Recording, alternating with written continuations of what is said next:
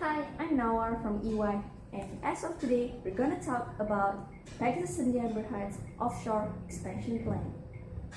So, first of all, what I would highlight is about the key tax issues faced by Pegasus Sdn Bhd. So, first of all, the company will face an increment in compliance matters. Pegasus Sdn Bhd will be dealing a lot more with other tax authorities such as IRAS Singapore and also IRB from HK and also SAT in China. And the second of all, the company will have issues in financial management. Due to the capital expansion, it will affect the working capital and also the cash flow of the company. So where does that leave the funds for the operations?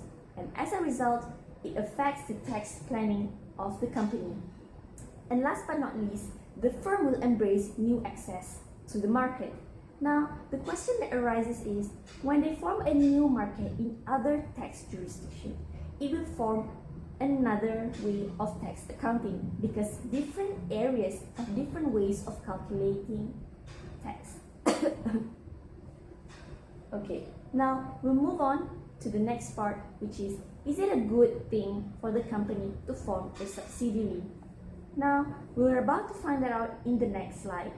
So, as Pegasus Sdn Bhd wishes to form a subsidiary, it can form an offshore key functions. However, the downside of it is that it will not be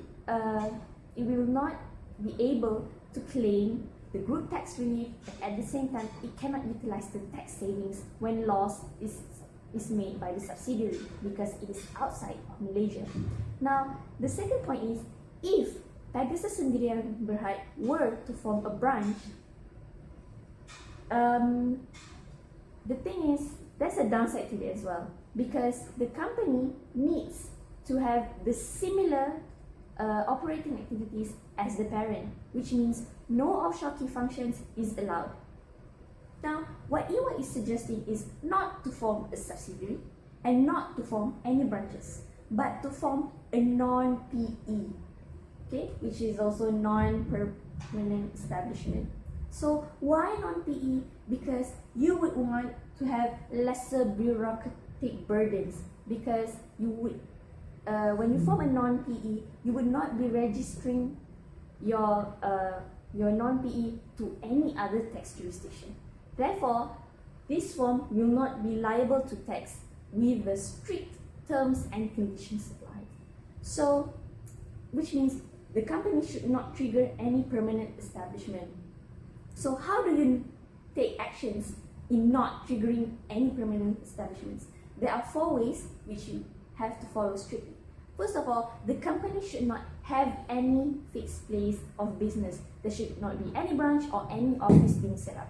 The second one is the business activities conducted should not be core activities, whereas it should have been preparatory of auxiliary.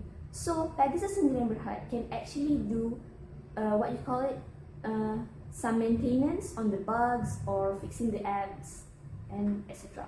And the third one is the firm should employ only independent agents. And last but not least, they should strictly monitor the transfer pricing transactions across country, because this is to ensure that the related party transactions are not reaching a certain amount. By forming non-PE, it will solve all of the other key tax issues because you would not have to face any more. You would not have to face more compliance matters. You will not have to face a major change in tax planning and also tax accounting. So having a non-PE will ultimately solve these 3 key tax issues. However, will Pegasus Sdn Bhd be able to make it? If Pegasus that couldn't make it, we are here to help.